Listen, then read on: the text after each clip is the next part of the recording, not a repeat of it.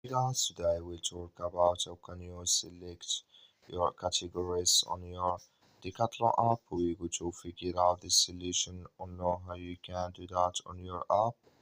So you just follow these ways, then it's going to work with you to find your categories.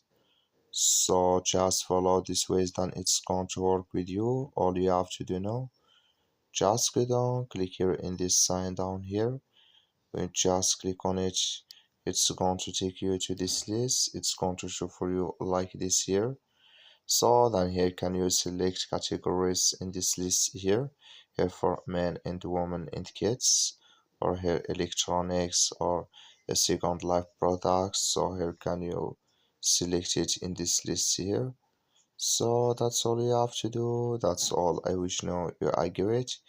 Just follow these ways, then it's going to work with you. Thank you for watching. Don't forget to support us by liking, subscribe.